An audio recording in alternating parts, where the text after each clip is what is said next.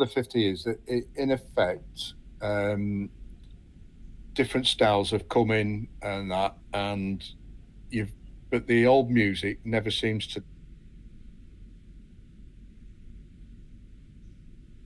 So, welcome to the show, Mike Yeadon. Yeah, it's. I prefer Mick, if you don't mind, That's fine because by me. Mike is the mic I use. So, No, that's fine. So, yeah. what's got you into DJing in the first place? Well, as far back as 1973, long before you came into existence. So, back in the dark ages of 1973, my parents, me and my mates, persuaded them to start a church youth club because we were at that stage in the Cub Scouts.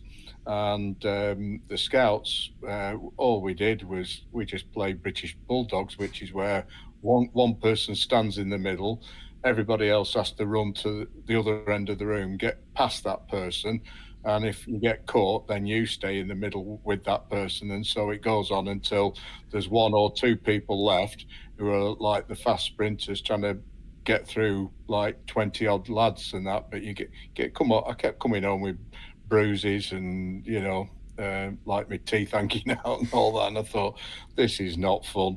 So we persuaded my parents to start a youth club.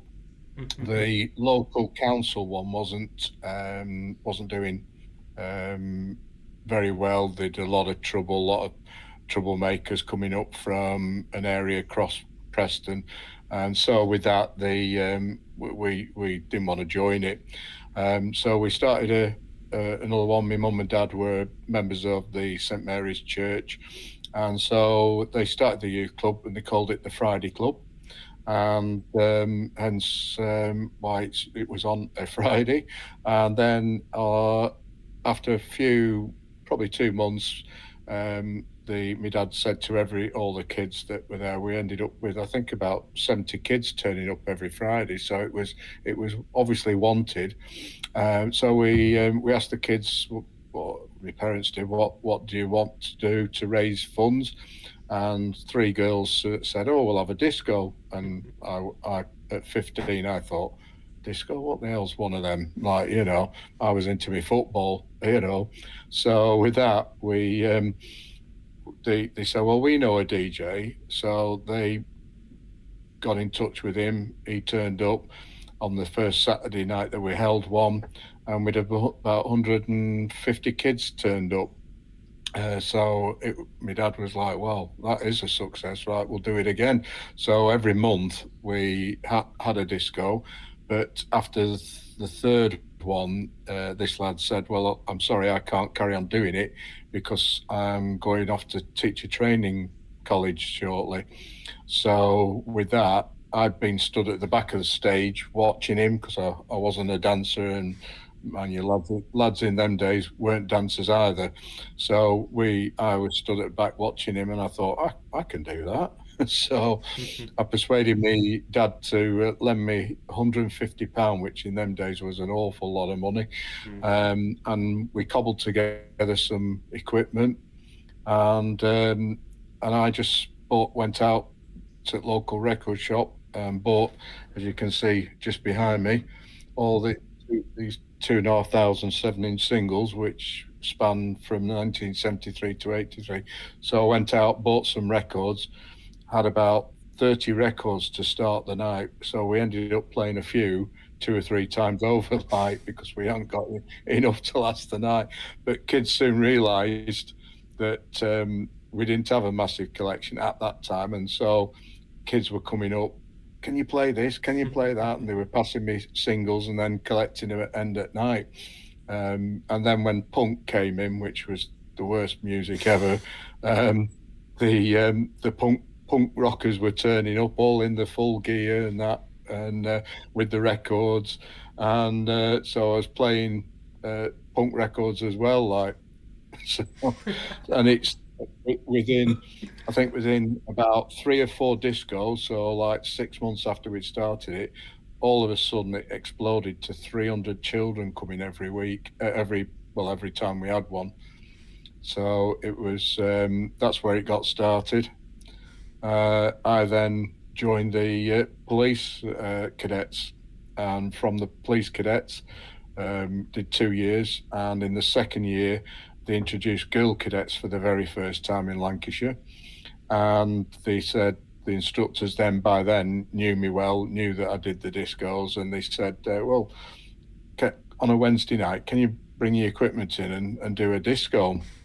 So I started doing the cadets discos, and then as we all got older, and I became a policeman, I started doing colleagues, 18s, 21st, uh, then weddings, and that's how it literally snowballed from there, to the point that I had the chief constable book me for a what they used to be like what we would call these days a networking evening, where inspectors and above um, came to the headquarters, force headquarters, and had a meal and three-course meal, and then came upstairs to this lounge, and I did the discos. So it mushroomed from there, and that's basically how I got started. How did you build on from your disco career from DJing for the police cadets and with the constable? Well, the problem was that obviously once I became a constable, I was on shifts. So I was on a 4 week rota, which meant 1 week in four I was on nights.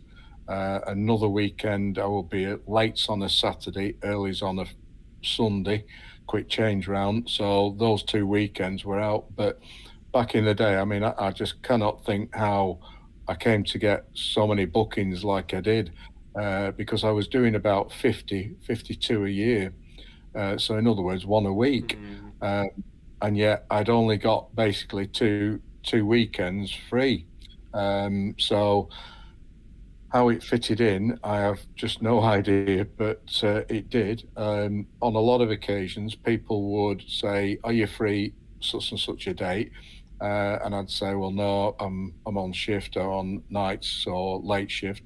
And they say, "Well, what about the week before?" And I go, "Yeah, I'm off then." So that people moved their dates for me, just to get me to do their booking.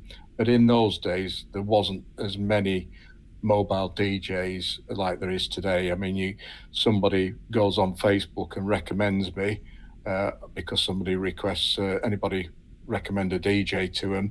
They're having a party and they want a DJ, and there must be 20 to 30 names are popped up on it, So obviously, there's a lot more DJs about these days doing what I'm doing, which is birthday parties, corporate events, and weddings, which are the main things we do. How come, would you say that you're one of the earliest mobile DJs then? I would have said so. Yeah, I think there was DJs there latter part of the '60s, because when I started looking at buying some, as I obviously got better at it, I wanted better equipment, and because I was doing it, I was getting paid for doing it. Technically, I wasn't really allowed to do it because in them days, as a policeman, you couldn't have a second job. It was difficult to. So what I had to do was invest my money in the equipment and just keep buying equipment. How come you weren't allowed a second job in the whilst working for the police back in the day? That seems a bit. No, it was part of the regulations, to the extent that when I got married, you had to put a report in and you to ask permission, not only to marry the person you wanted to, but you'd also to have your address verified, as to that was a suitable place for a policeman to live. So you weren't living in the middle of a rough area, like. So yeah, you to do a lot of jumping through hoops in those days. But I think because I got in with doing the cadets discos, and then the senior officers dinner dances, I think it was that well thought of, that I sort of I think they were happy for me to carry on doing it. But in them days, I didn't seek the permission of the chief constable because the likelihood is that they could say no, you know. But as it was a hobby, and still is really as a hobby, I just carried on doing it, and nobody stopped me. You know, they just year after year, hobbies kept booking me for their weddings, or I did the police rugby club dinner dance the end of season presentation night. I did the sailing clubs, police sailing clubs one. So the police itself kept me busy with the amount of discos, plus the teenage discos that we did. We did for 10 years till '83. Those. Um, yeah, and only last October, about sometime during the pandemic, somebody put on Facebook on our local like Penwith past and present saying, anybody remember the Friday Club? And there was 140 comments put on it by people saying, "Yeah, I used to go. It was our best time of our life our teenage years. Without them discos, we don't know what we would have done, you know." And so I thought, wonder about doing a reunions. Would that work? So, but then, of course, the pandemic immediately hit not long after that.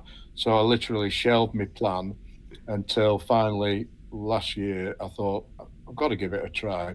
So I did.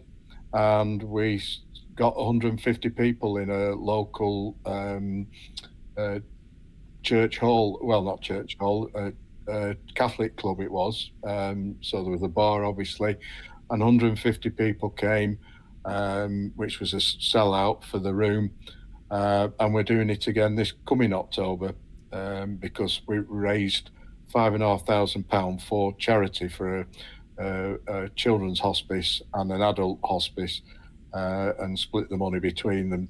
And so we're doing it again come this October again. So the people are still around. People came up from the south coast to come to the reunion from doing those teenage discos. So yeah, it really it really opened up the doors for me. Did the youth club discos. You've helped me paint a picture with a few pictures. Firstly, the Friday night discos. I mean, for 150, yes, where people And then came, it went to 300.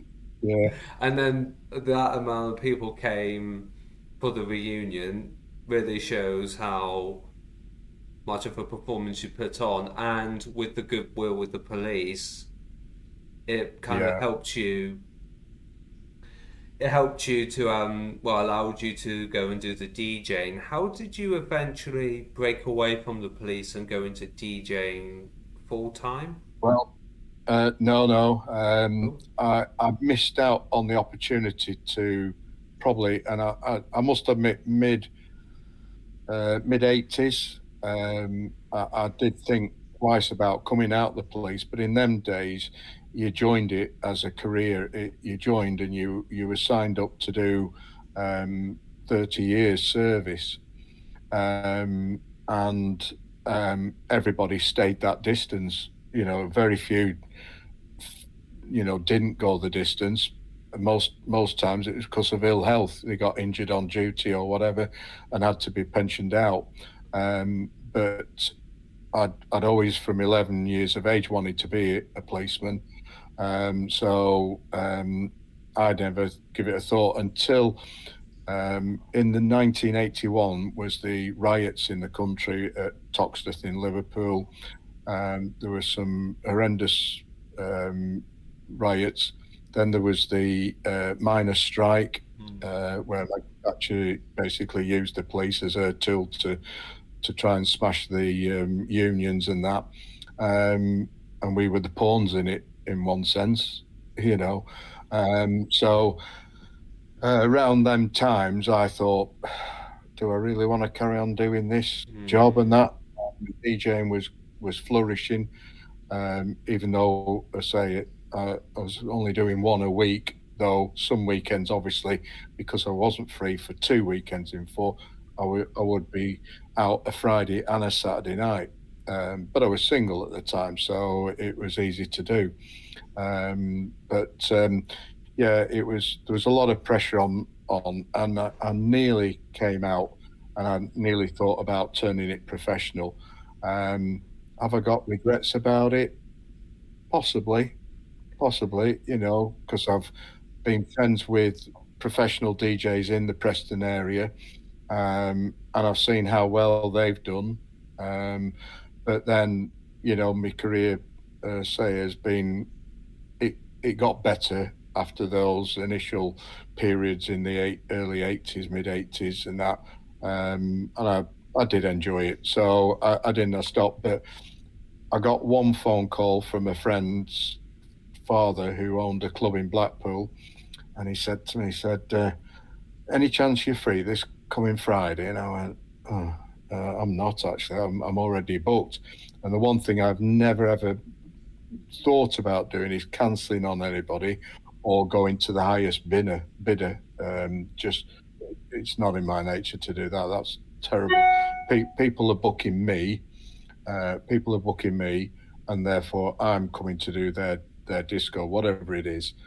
So it ended up where I said, "I'm sorry, mate, I don't." But I said, "Try this other lad," and I gave him a phone number to ring. And it turned out that Shawadi Wadi, I don't know if you would have heard of them, 1970s Teddy Boy outfits, and they were doing rock and roll numbers.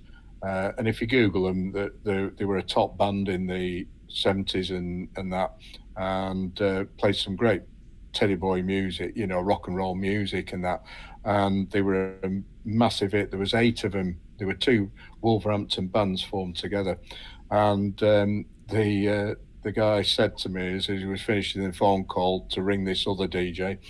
I said, he said, "We've got this group on, like," he said, "I don't know if you'll have heard of them, Shawadi Wadi." I said, "Blooming heck, the number 3 in the charts at the moment." You know, I said, "Yeah, damn right, I've heard of them." I came very close then to saying, "I'll cancel that person and get somebody to do mine," but I couldn't do it. So I missed the chance to work with them. And then lo and behold, about 2 years later, I get a call on my radio on nights. I was on foot patrol in Preston Town Centre, and I get a phone call, sorry, a radio message. There's some trouble outside the Crest Hotel, as it was called in them days. So me and a colleague go over to the Crest Hotel. When we get there, nobody about at the front door. Manager comes out, and I said, "We've been told there was some trouble." He said, "Oh no," he said, "they've gone now." I said, "Who's gone?" He said, "Oh, there were just a load of girls." He said, "But they were mainly there with the mothers and that." I said, "Oh right." I said, "Well, what trouble were they causing?" They said, "Oh no, they were just waiting to see Shawadi Wadi. They've just been playing at the Guildhall in Preston, and they've just come back to the hotel to get changed, showered, and then they'll be leaving to go back down to Wolverhampton." So I said, "Right, okay." I said, "So what room are they in?" So he told me the room numbers, and I went straight up to the rooms and said, like, "The trouble that you've heard about has now gone. There is nobody there. We'll hang around in the area, providing we don't get another more important call. And if there is any comeback when you're ready to leave, we'll just make sure you're fine to get in your limousines and off you go." Like, but as I got to the door, there was one of the tracks started where the lead singer, on his own with sort of no music, started with na na na na na na na na na na na na na na. And as I knock on this bedroom door in this hotel, he's in the shower singing this entry to this number one track and that, and I'm like, wow. So the door opens and they go, "Oh, all right, come on in." But they went, "Shh, shh, sit down, sit down." So I end up sat on this bed. There were two adjoining rooms. Sat on this bed with half of the band in one room, half in the other. and they were watching the snooker championships, and it were coming to the final frame, and they wanted to see the the final frames. So pop, pop, pop, pop, pop, and then right, telly off. Right, sorry, what can we do for you? And I said, I said, I've just come for trouble outside, but I said, they've all gone. And they said it was only mothers and the daughters. They said, oh, it always is like, Hmm. we get the kids with the mums coming like, So I said, well, they've gone. So he said, well, he said, so what are you going to do? I said, well, we'll hang around, but if we have to get called away for something more important, we'll have to go like. So anyway, next thing is I couldn't resist. I said, I actually play your records, I said, and I told them all about the teenage discos. Next thing, I had to sneak back to the Nick with my colleague, and were arms like this, full of signed LPs, singles, scarves, uh, you name it, memorabilia. And we walked back to the Nick, which luckily wasn't too far away, uh, and deposited them in my locker till the end of tour when I could take them all home. And then stupidly, I gave every single and signed thing out at these teenage discos and never kept anything back for myself. So all these years later, I've got nothing to prove that happened. But what Oh, was the chances of that being asked to go and work with them, and then 2 years later actually meeting them in the flesh, like and sat in a hotel room chatting to them, like So yeah, so I came close, I suppose, to being turning oh. professional, but yeah, it's no the police thing was what I wanted to do, and here I am at 66 years of age, still DJing, and I'm still in the police. I did 33 years as a cop, and 18 months before I finished, I was asked to go on murder investigation. So for the last 13, 14 years, I think it is now, I've been on murder investigation as a civilian. I've done 40 odd years as in working for Lancashire Constabulary, like. It's time to hang up the boots and go, really. What? And not mean to make this political, but What's your opinion on the police in this day and age? um, I think at the end of the day, it's the job has got more difficult. As soon as a policeman goes to try and arrest somebody is there with a camera phone, uh, pointing it at the Hmm. bobby, who's struggling maybe to detain that person, and they don't give a thought for what offence is it that bobby is trying to detain that person for. Good point. And for all they know, it could be he's wanted for rape of a child, and 90% of people would not even think about getting the camera out. They'd help arrest him.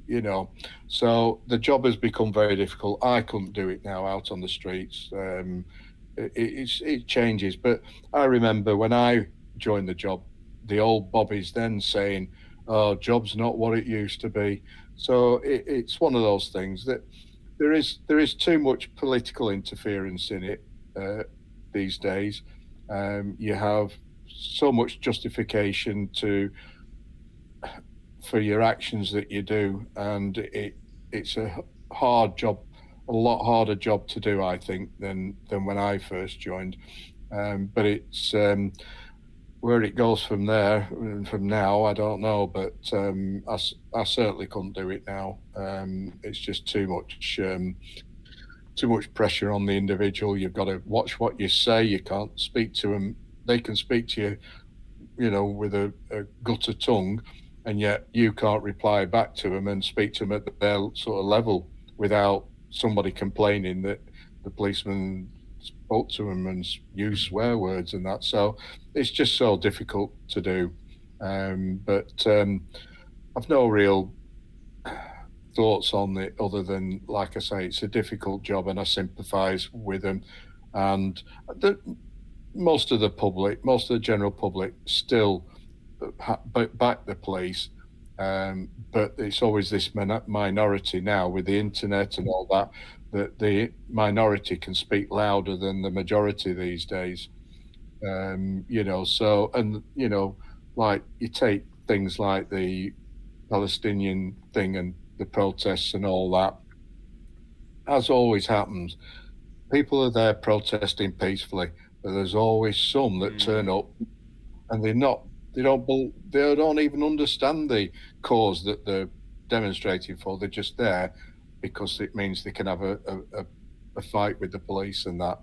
And it's just a shame that that's the way it's got. But how it goes from there, I don't know. But I say this is why the music for me, it's a total exchange from one area of life to another, and for some of the sites that I get to see from the scenes of crime photographs and that, obviously, Mm. some of them are very upsetting.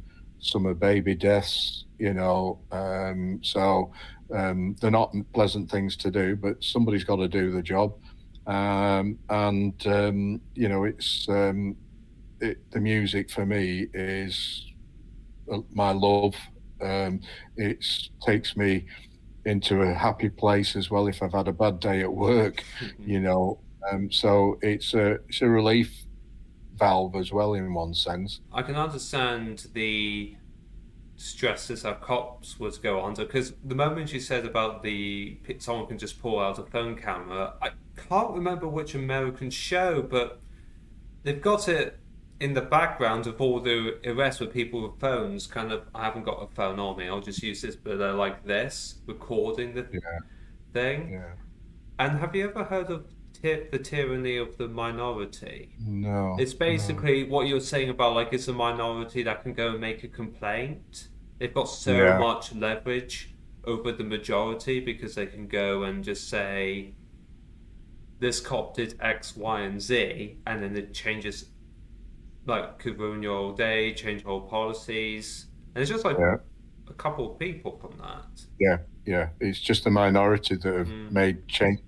We've had to make changes for, like, but yeah, it's one of those things. But as I say, the music is my first love. I also, luckily, my father um, got me into playing music. He used to play trumpet or cornet rather in a brass band for a church brass band when a lot of churches used to have their own brass bands. Like there was hundreds of brass bands up and down the country, and when I was 11, I took up playing the trumpet, and that was my first introduction to music. I joined the youth orchestra, played for the youth orchestra till I joined the cadets, and then the after sort of 5 days of being in the cadets, everything was yes sir, no sir, three bags full sir, and saluting the senior officers as you walk past them, and if you didn't have your cap on, it you got shouted at like put your cap on, sir. Sorry. uh, we'd end up if you didn't do something or you didn't do it right, it was right 50 press ups on the spot. There you go. Stop doing your press ups. Well, I came off that course as I talk about fitness. I was really fit. I'd even got muscles in them days. But it was after 5 days, you realised if you didn't volunteer to do something, you're going to be doing it in any case. So you may as well just stick your hand up and volunteer. Anyway, 5 days into the course, they came into the lounge in the evening when we'd finished for the day, and they said, "Right, who plays a brass instrument?" Well, stupidly, by that stage, my hand went up like that. And I'm thinking, get your hand down, what are you doing? Uh, and the sergeant instructor says to me, he said, he said there was 8 hands that went up. He said, right, congratulations, you lot. You're now all members of the Lancashire Constabulary's brass band. And you should have seen our 8 faces were, what? And so After 5 days, I hadn't really got a lot of confidence at asking a question, because you were frightened to death you might get shouted at. Anyway, I sort of went, Sergeant, I don't play brass band music. I play orchestra music. And he just went, well, lad, this is your chance to learn to play brass band music. Be over at the band room tomorrow night for rehearsal at 6 o'clock. Oh, right. Okay. So, so we all tipped up the following night, and I was presented with in them days, it was a 300 quid cornet. It was top of the range cornet. And they said, there you go, that's yours now. Look after it and get practicing on it. All right, okay. So 12 years later, having become almost like a RAF bandsman who does nothing but banding, and yet he's in the RAF. It was getting him in the way of my police career, and I always wanted to be a dog handler. So I came after 12 years. I finally plucked up the courage to say, "No, finished. I've done my bit. I'm concentrating on my police career."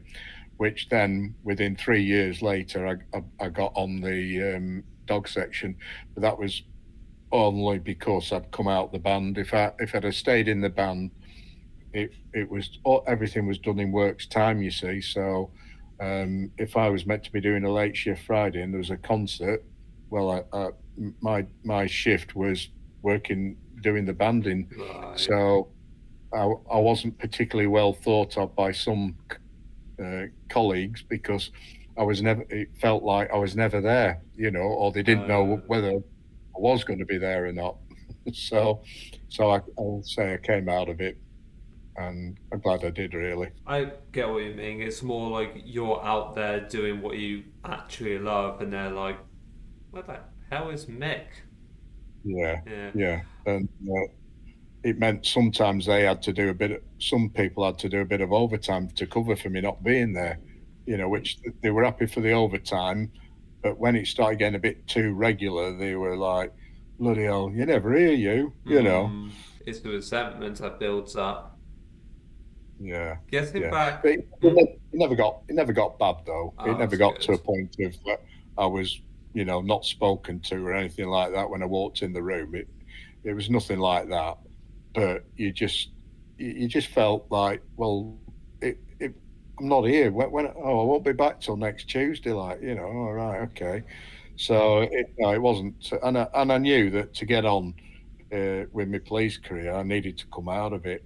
And at that stage, luckily, there was about four others, all about around my age at the time, all wanted to come out. So they just recruited others to replace us, and that, but it was good. Don't get me wrong; it was a good laugh. We had some right good laughs in the band, and that we played in some contests. Played at the Royal Albert Hall in London, which I would never have got to do with my standard of playing of cornet.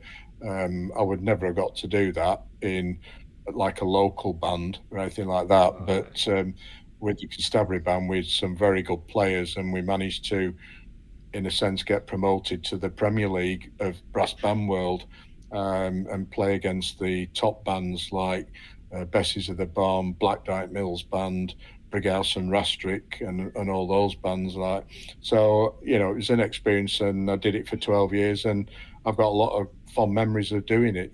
So I don't regret it, but it did hold your career back. Getting back onto your DJing, you've been DJing for, I would say, you started at 30, no, 73. So that's, Three. yeah, so that's 50 years. So you've obviously seen the past 50 years of genres of music. And now, I know you said you don't like punk music. No, it's No, the only music I don't. I actually read the not to toot my own horn, but I actually read the autobiography of one of the punk band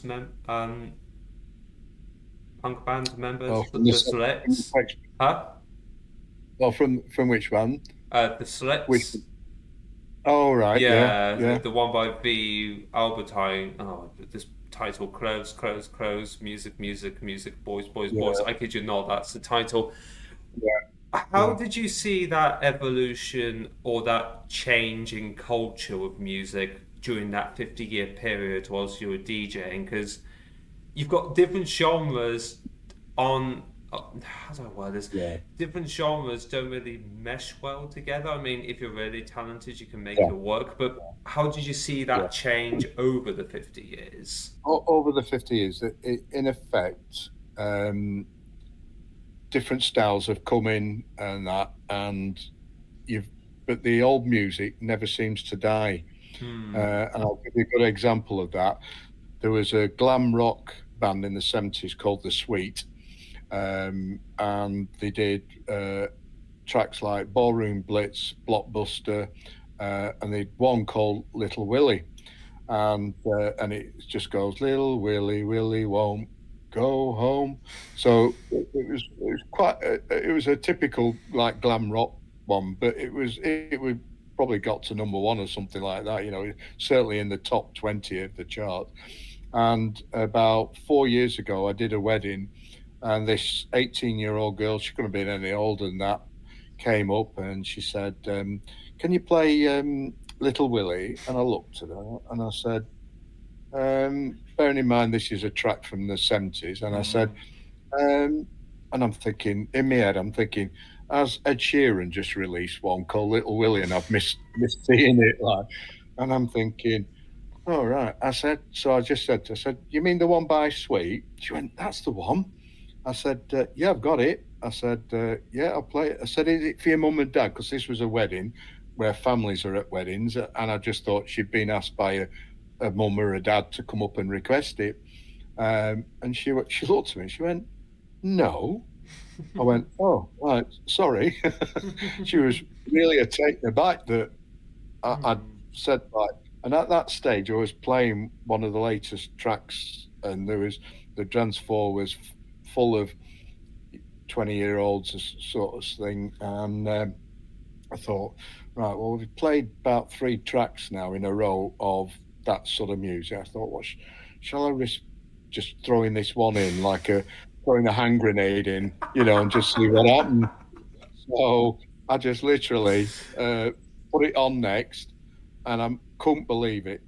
All the young ones never moved a muscle off the dance floor. They stayed exactly where they were, and uh, the adults, the older people, nearly stampeded, knocked the kids out the way to get on the dance floor. And the dance floor was almost shoulder to shoulder. It was that packed, and that was just from a 70s track that was very, very popular at its time, which I hadn't played since probably the end of the 80s. Wow. And here we were in 20, what, 2020, just before the pandemic. Hmm. Here I am doing a wedding, and I'm getting asked for that track. But the thing is that no matter what music it is, the 80s at the moment is proving to be the genre or the decade to play. Hmm. Uh, and Tamla Motown and Northern Soul. Northern Soul, I have never been asked so many times for Northern Soul at all sorts of parties, from 30th, 40th, 50th, or weddings, engagement parties of a young couple. I'm getting asked for Northern Soul. Um, and, it's just unbelievable. The kids of today know the words to all the songs, the old songs. I can never get my head around it. I'll put an old 70s song on or an 80s one on, and they sing their heads off to it. They know the Wow. words word for word. You've got to see it to believe it. Hmm. It's but that it's the genres are there. Your country music, your rock, your heavy rock, your hip hop, your garage, all that. And with weddings, that's the thing challenge I like, is that I'm playing just about anything will go. because there are different ages, cross sections of music taste there.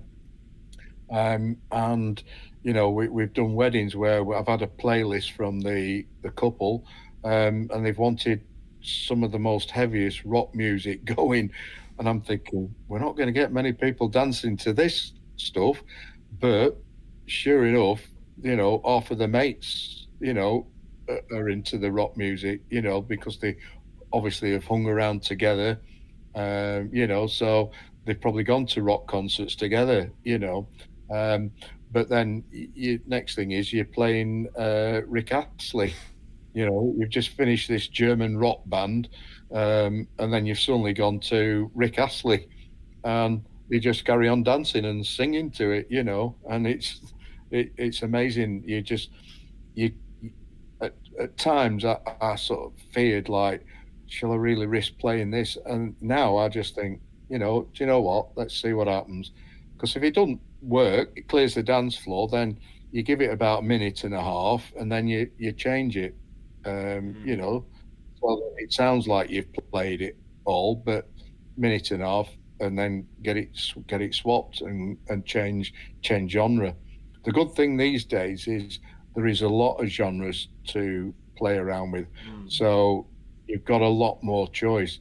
The problem with that is everything now is digital. It's all on my laptop. I've got 20,000 tracks at the last count. And like I say, up behind me here is 2,300 singles. Now, I would hate to be carrying around Mm.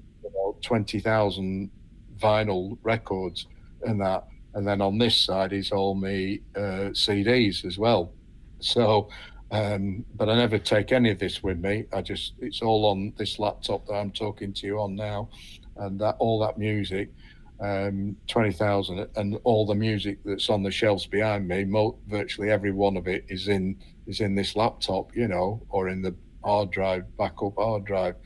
Um, so the good thing is I have a lot more choice to go at these days. But it's trying to remember when somebody comes up and asks you for a request on the night. Oh, right. Have I got that one or not? If I've got it, I'll play it. So they go away. Yeah, okay.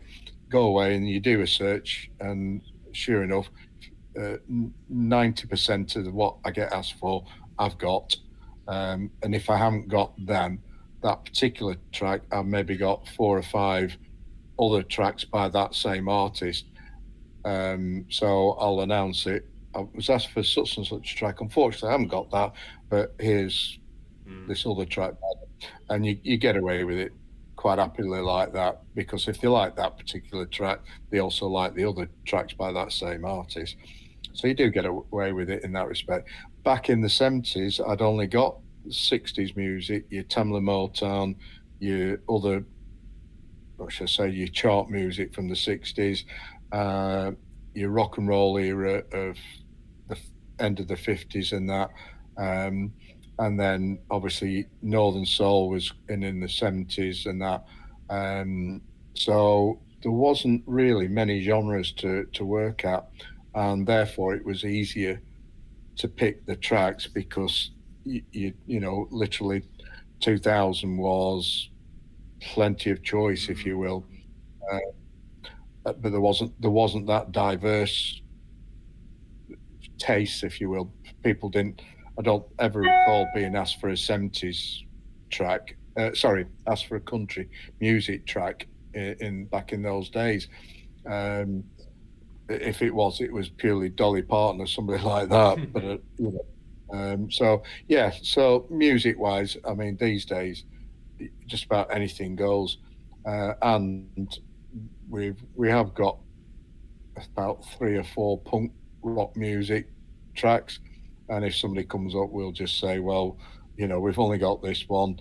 But there again, these days they're too old to do like a mosh pit and jumping into one another, and that. If they do, they've got to put the Zimmer frame to one side to do it. you know? Talk to me about the actual DJ events themselves. What is the atmosphere like, and how do people typically react to, well, engage with your DJ events? Um, for a short while, I took a break, or didn't do many, I should say, in the beginning of the 2000s. I just, if you will, I just lost the my mojo on it, and other things were happening, and I just thought I've not time to do it, and that. Um, but then I got divorced, and my new wife, said to me, she said, "You miss it. I could tell by the way you talk about it." And I said, "Well, I do miss it, yeah." I said, "But look, I'm getting a bit old now, and this is like into me starting to go in my 50s." Like, she said, "They're not looking at you as the DJ." I said, "Oh, thanks." you know. So I said, "I've not got the good looks," is what you're trying to say. She said, "No, no, no." She said, they want you to play the best sort of music to get them dancing. And she said, you know what to play. She said, "You've just got that natural talent of choosing the right tracks." So she said, just just go back to it properly and do it. So of course I looked into doing it and getting myself more out there. Mm. And of course the only way to do that is to have a website, and get on Facebook uh, and Instagram, and now the latest one obviously is more TikTok, etc. Mm. Uh, so I struggle with those, I must admit. But luckily, we have one of my daughters lives with us, and she's, she knows exactly everything to do with TikTok and Instagram, Facebook, and all that. So quite often I'll say to her, "Look, I want to post this. Can you, but I want to, like put some music to this, like Motown night I'm doing in a few weeks' time at this local pub, like." So she'll sort me out how to do it. I'll pick my poster and design my poster and all that, but then she'll like put the finishing touches to it, Um, but yeah, these days it's you've got to be known. You've got to get out there. So that's what I did. Got a website. I've had about three different ones now. This last one seems to be the best, and seems to be attracting a fair amount of business with it, really. But again, I balance that now because I've got grandkids. I'm turning the odd one or two down, but on the whole, I'm able to pick up most that come through me website. No, that makes sense. You did a what was the event called again? Because I wrote it down. The Gold Forever event. Could you Yeah. explain what that was for people who don't know what that was Well, about? one of the things I'm on is Mm. a website called Add to Event. So the Ah. three words, Add to Event. So if you were organising uh, your wedding, and you wanted one of those outside bars, in like a converted horse truck, or that sort of thing, or you wanted a big professional barbecue, anything you can think of for an event, uh, the traders are on that website, from bands, DJs, you name it, saxophone players, and then, like I say, table dressings, hire of chairs, anything at all for an event. So I got myself on Add to Event about 6 years ago, and you basically receive an email, uh, and I get about five a day, but I set a radius of 40 miles. So that covers me to the west of Manchester, east of Liverpool, just skirting the top of Cheshire, and up to Cumbria, start of Cumbria. So that is because it takes me an hour to set up. So I've got to factor in how long is it going to take me to drive there as Mm. well. So that's why I set the 40-mile radius. So you go on that, and I got one particular day, I got an email, opened it up, and it said charity event at Manchester, and I nearly sort of hit the delete button straight away because I thought, no, if it's a charity event, they want you to do it cheaper. So I thought, no, I'm maybe anyway. I sort of shut my phone down, and about an hour or so later, I thought, just have a look at it again. So I had a look at it, and it said, unfortunately, our DJ has let us down. He was doing it for free um, for this charity to raise money for the brain tumor charity. Mm. Um, and we're desperately seeking another DJ. So you fill in like a response to them, and I basically said like, yeah, I can do it, and they put on that they had a budget of up to £150. But I always like to do about three or four of charity events a year, where I either give me services free or I just cover me petrol, if you will. So I replied back to her and said, right, I'm free and I can do it for £75 if you're happy with that. And within an hour, she was on the phone with this woman. Yeah, we want to book you. Want to book you. We've looked at your website. Looks amazing, and we look like you're going to be the one for us. So I was booked for that. It was only about 3 weeks later when we were doing it in the McDonald Hotel in Manchester city centre. And we got there. It was set out like a wedding setup with round tables with about 10 to 12 chairs per room, per table, in an oblong room. We were on the side of the oblong with a smallish dance floor. It wasn't particularly big, but my mate was helping me that night. And after a while, there was people starting to arrive. And he said, Mick, I said, what? He said, they're all girls. I said, right. He said, I hope we're going to get out of here alive tonight. He said, and they're all like 20 odd years of age. And I went, right, well, don't worry about it. So he said, yeah, but there's only four guys behind the bar and us two. He said, and that's it, all these women. I said, well, I said, just think you've died and gone to heaven then.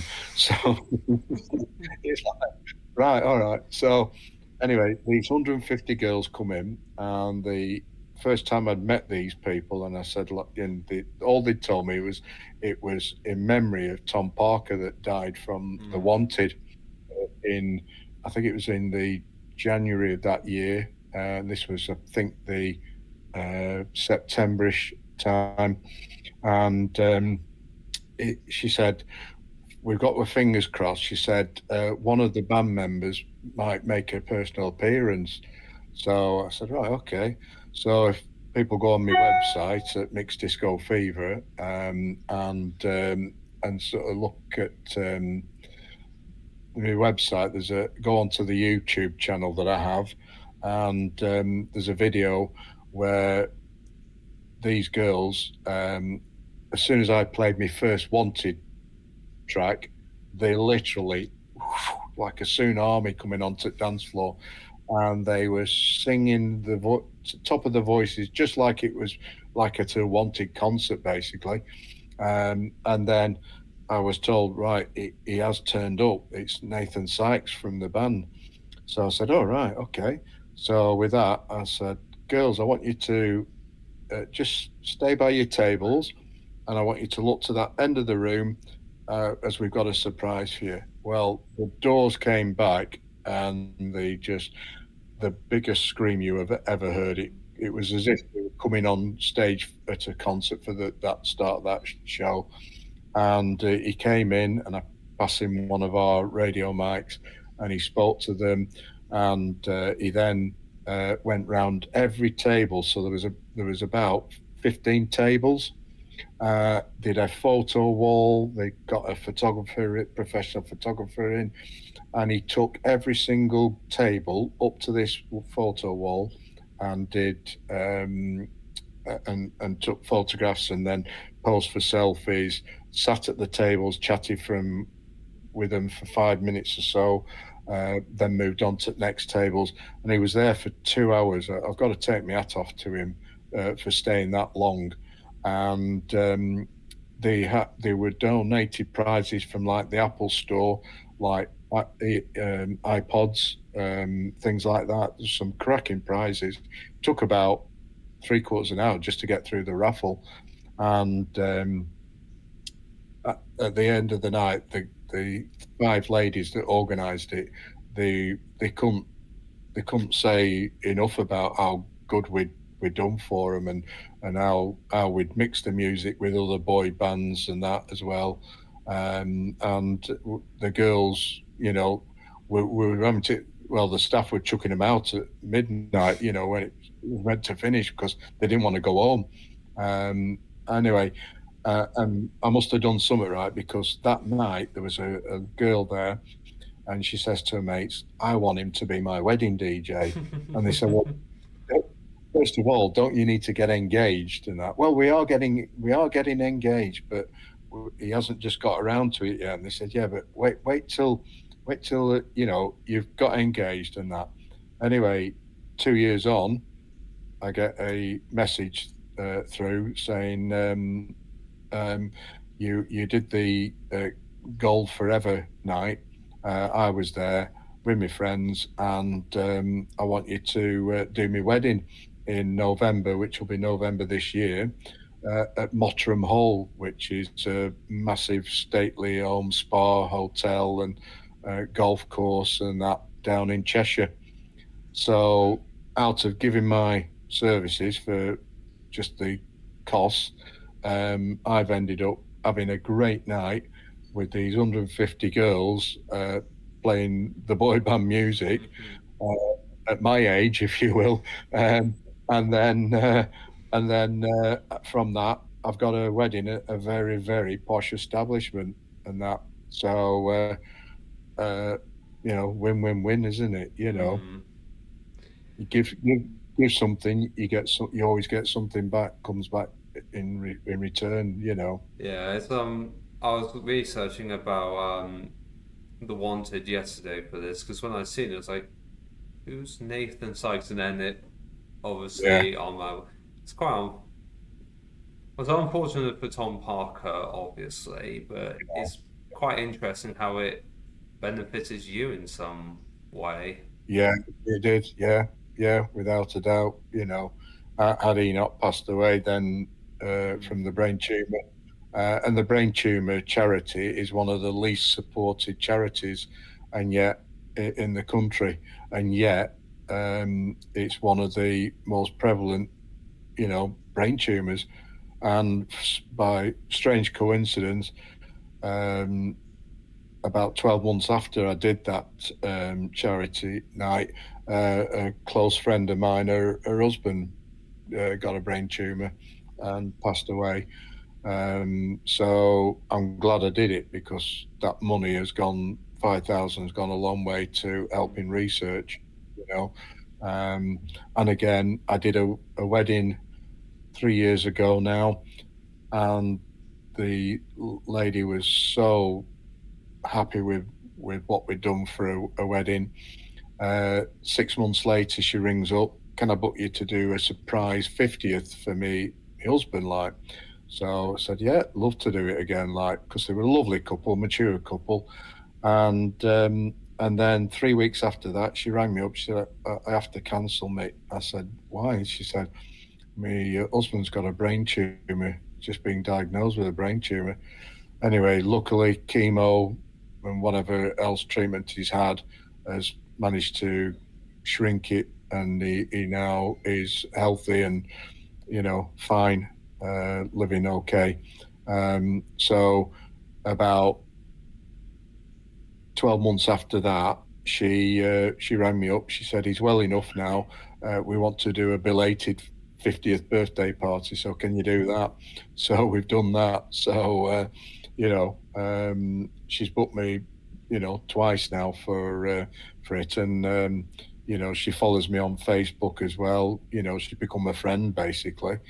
So yeah, it has its rewards, DJing, and it's good to be able to stand there and watch people enjoying themselves through my efforts at choosing the right music. And so many DJs just turn up at the start of a night, put the music on, put their head down, and then look up at the end of the night and wonder why hardly anybody's danced. Uh, because you've got to watch the audience. The technique is to if there's people on the dance floor, you've got them, you've won them, they're happy.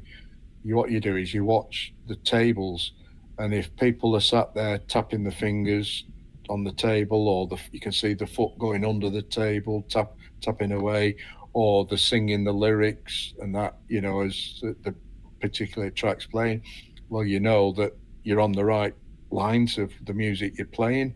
Um, they're just not quite ready to get up and dance at that moment in time. So you just keep persisting with those sort of genres or style of music and that, so there is a technique to it. And I think my orchestra and brass band days, I think, have helped massively from a musical point of view, because I know the speeds, I know the rhythms, I know the type of, energetic music you need to play at particular times in an evening, to keep the dance floor full. And I think that comes a lot from my musical background, and I thank my dad for, for having got me into the music and that, because it wasn't something I really thought much about. But my dad used to play with a trumpeter called Eddie Calvert, who back in the 50s was a one of the country's top entertainers. And my dad used to play in this church band with him. And then this Eddie hit the big time and went living in South Africa and traveling the world playing his trumpet and that. And my dad and his sort of style of music and that got me into that music. So thanks to those people, that's where I feel I am today with this disco.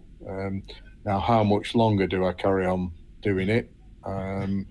It's hard work lifting and humping all this equipment in and out of you know, a venue and setting it up, and then you're not getting home until like nearly 2 o'clock in the morning. So, at my age, it's starting to tell a bit on a Sunday.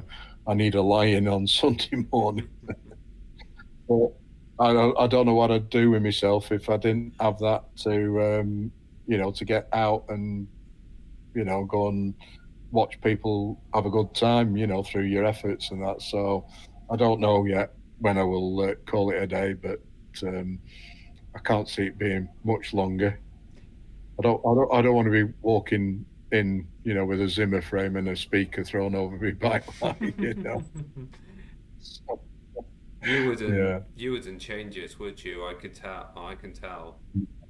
I love it. I love Nah, it. I no. love what yeah, Uh, it's brilliant what I've been involved with, and the people that I've entertained,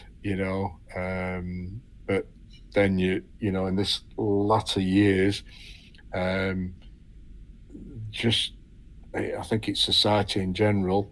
You always get one person who will come up, and they haven't got a single manner in them hmm. to ask for a record.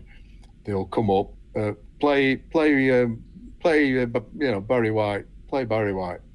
Uh, Excuse me. First of all, which of his tracks do you want? And do say please. We might play it a bit quicker for you.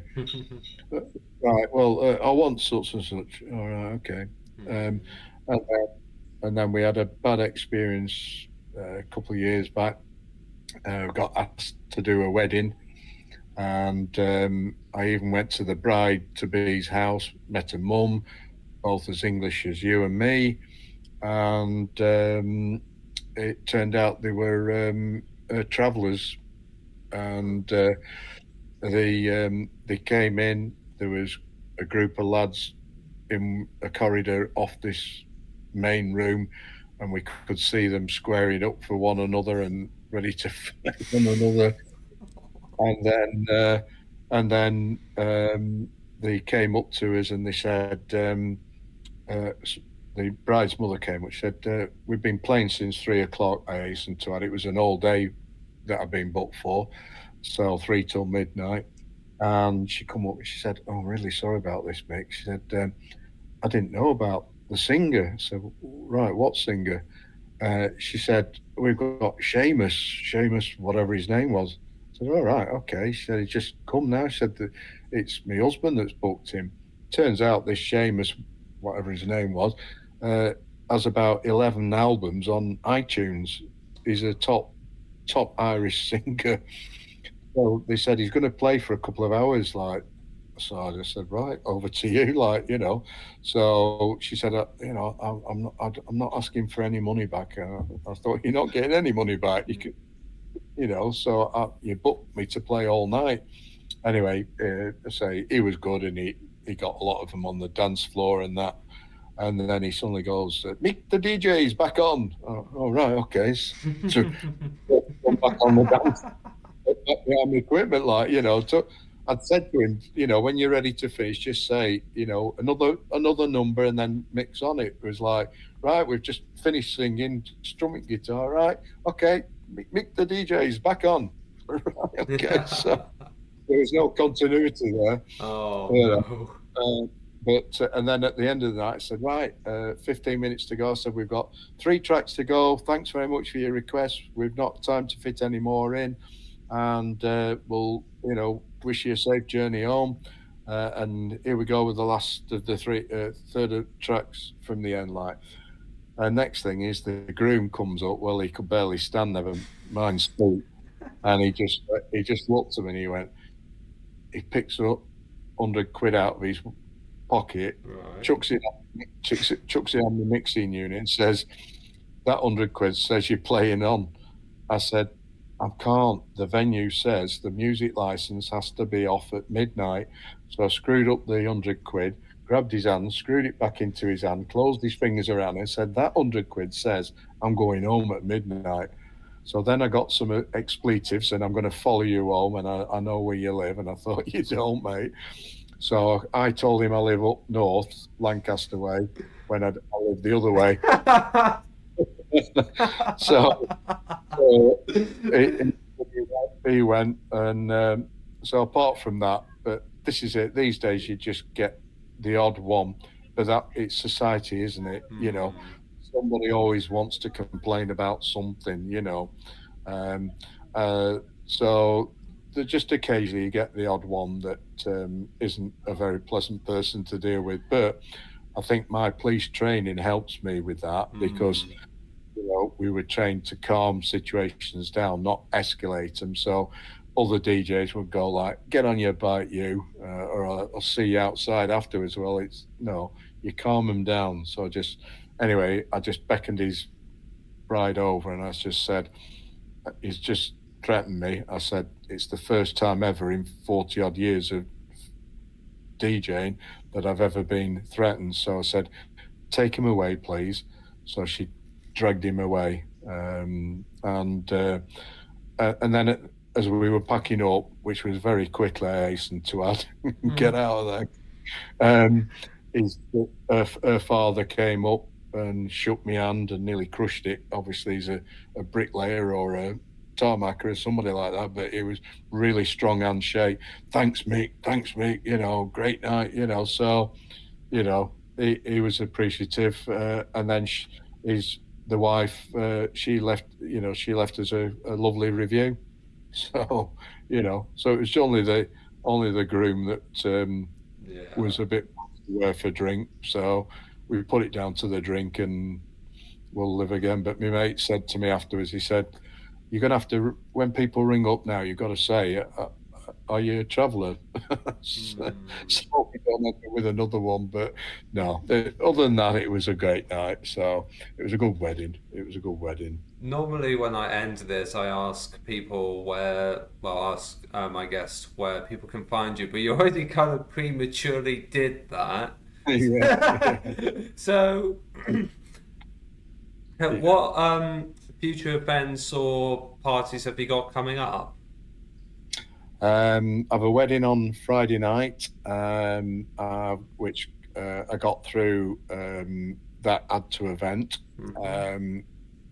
I got Saturday. I'm doing a Bark for Life burgers and beer, which is a charity event at a local pub where a little girl who's, I'm saying little, she's 15 years of age, but she has a condition that is a life, it's changed her life. She can't, she'll never be any better. Um, but she has one of those support dogs, a little support dog, and this is to raise funds for getting more people like her support dogs. So the local people are being encouraged to come along with their dogs, and they're going to have sausage chucking competition, and if whichever whichever dog catches the sausage and doesn't drop it.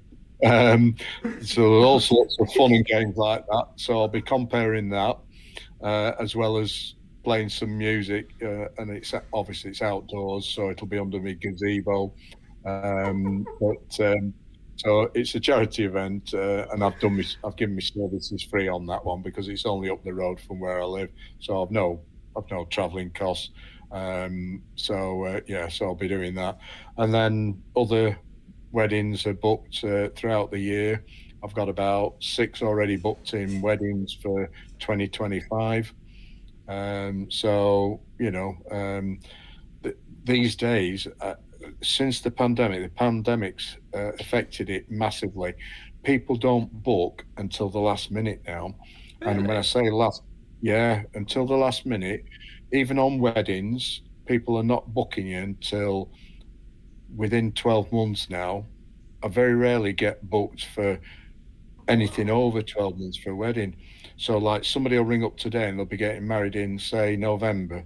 And particularly with birthday parties and that sort of thing, those again are a month, 2 months tops that people are booking you in advance of. So that's because of the pandemic. People have still got that thing in the back of their mind about committing themselves to organising something, because back in when the pandemic broke, people got disappointed with so many weddings they had to be cancelled. Parties had to be cancelled. People missed celebrating a 30th. Now they're going to have to wait 10 years to celebrate the 40th. So um, Hmm. yeah, it did massively affect things. It's taken a good while for the certainly for DJs, I think, to get back up to speed with it. To and to get the bookings coming in further in advance, which makes it difficult when you're trying to plan your family life around it as well. In that, I might want to book something, and it's like, and well, I might just get a booking on that night, so can't really commit my own self to such stuff really. So yeah, it is a difficult thing at the moment, and it's not showing signs of improvement much at the moment. It sounds like But PTSD, doesn't it? It's like, oh, yeah, yeah. it is in some extent. Yeah, it's a Hmm. good description of it, really. But it's the bookings are still there. They're just being booked at nearer the time rather than some way in advance. Like strange. But I say that's only come about since the pandemic. Hmm. So it's got to be down to that and people's recovering from that mentally as such, and not wanting to commit long term because might be ill with COVID as such, So yeah, it's proved difficult, but yeah. So if people want to find me, the Mixed Disco Fever, uh, and I'm on there. We have a YouTube channel as well, so they can go on there. They can see loads of video clips and that, and then that one obviously with Nathan Sykes as well, and Hmm. all the girls dancing to the wanted tunes and that. So, Yeah, I watched that one, Nathan Sykes. I was like, who is this guy? Oh. yeah, Mick yeah. Yeadon, everyone. If you enjoyed that episode, then we've got the entire playlist here. Or we've got clips here. Take a pick.